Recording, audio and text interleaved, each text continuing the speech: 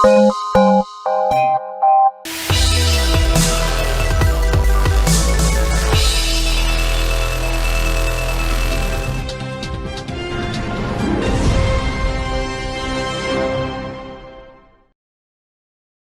descente sur le terrain des ministres en charge des affaires sociales, de la santé, de l'enseignement préscolaire et primaire et celui de la réforme de l'État au village Lisanga dans le district de Linbamou atteste de la volonté du gouvernement d'apporter son soutien aux populations impactées par les récentes inondations et qui font face à des privations multiples depuis un certain temps. La décroissance des eaux du fleuve Congo est un signal positif permettant aux communautés de reprendre leurs activités quotidiennes.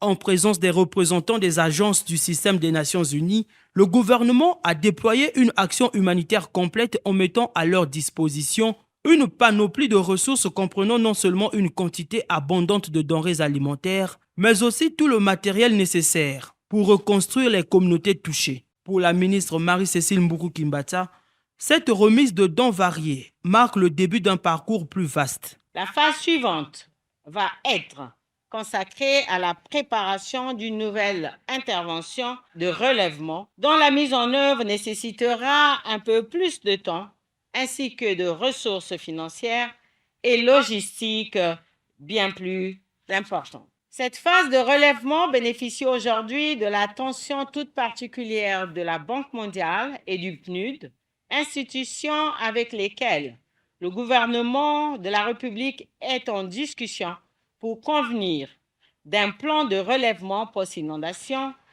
qui va être lancé dans les tout prochains jours par une mission d'évaluation post-catastrophe. Cette descente a suscité un regain d'espoir parmi les habitants de l'île et même auprès de ceux des zones avoisinantes aspirant à un retour rapide à une vie normale post-inondation.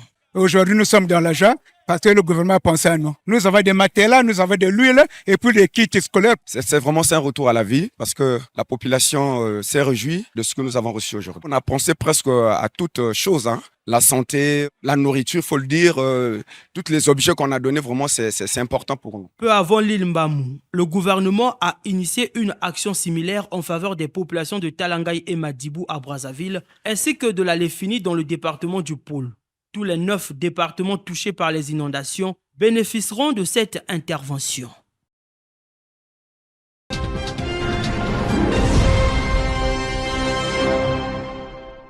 Une revue de troupes ou presque d'une classe à une autre, Jean-Luc Montou a gardé son style, comme dans cette classe de terminale. Juillet, vous puissiez satisfaire à votre baccalauréat et pour que vous puissiez vous-même aussi envisager différemment votre avenir.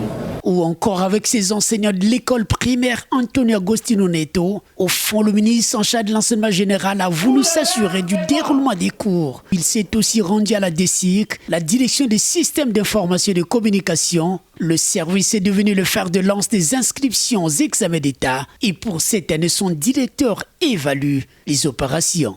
Du point de vue des inscriptions administratives, nous sommes à un taux assez élevé, plus de 50%. Mais du point de vue des inscriptions en ligne, nous sommes à une moyenne de 23% pour le BPC et 12% pour le baccalauréat. C'est encore très faible.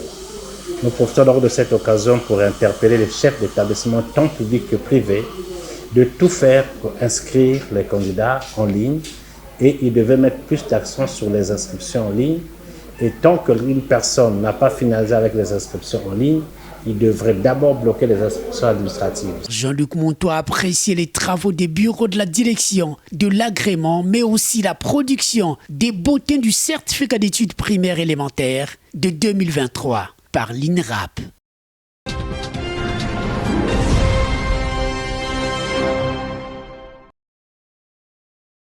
Des manuels de mathématiques et de français et une promesse du gouvernement qui vise à améliorer le rendement scolaire, ce après les faibles résultats constatés dans ces disciplines. Le manuel, c'est le réservoir du savoir en fait, hein. C'est l'un des supports capital importants pour l'enfant.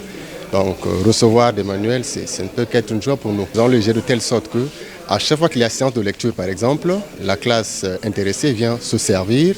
Après la séance de lecture, la direction récupère les manuels. En tout cas, nous sommes très ravis pour tout ce qu'ils ont fait pour nous. Makele Keleba Congo, Filo Poto Poto, encore Mongali, dans ces communes et dans d'autres d'ailleurs, les manuels s'érangèrent avec l'apport des collectivités locales. Nous n'allons pas les remettre aux enfants pour emmener à la maison, mais quelque part aussi, les parents peuvent apporter leur pierre à l'édifice, conscientiser les enfants, aider les enfants, faire comprendre aux enfants que ces manuels sont à garder pendant longtemps. Mais comment lutter contre les vices qui gangrènent la société?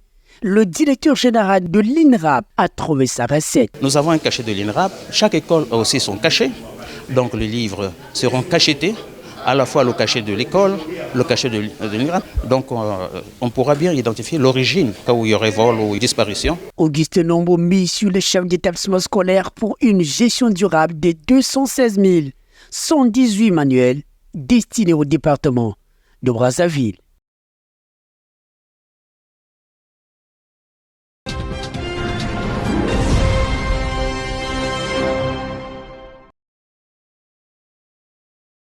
Comment pérenniser les marchés africains alors qu'un vent d'entrepreneuriat semble souffler dans le continent? L'artisanat, lui, est présenté comme l'un des secteurs créateurs d'emplois et des richesses culturelles. Aujourd'hui, ils sont nombreux ceux Africains passionnés qui s'engagent dans la promotion et la préservation de l'héritage africain. Les Congolais sont intéressés, ils achètent aussi en dehors les étrangers, mais les Congolais aussi commencent à valoriser la culture congolaise. Ils achètent, ils nous encouragent à acheter. Mais il n'y a pas assez de difficultés pour écouler la marchandise. Le problème, c'est d'avoir un prix abordable. Un dialogue entre le passé et le présent, une manière aux yeux de Marlène Moulumba d'incarner l'âme des traditions africaines par la création. Les articles que je fabrique, je vous présente les boucles d'oreilles. On a les boucles d'oreilles en pagne, en cori et en bois. On peut imprimer le visage de la personne, imprimer les pagnes africains, et tel que ce que j'ai porté là, ici, dessus à mon visage. On a voulu un peu remettre en valeur les peignes africains que nos parents ont utilisés autrefois et que nous aussi on veut aussi utiliser. Depuis quelque temps, des initiatives gouvernementales visant à soutenir le secteur artisanal émergent. Elles permettent de renforcer le secteur.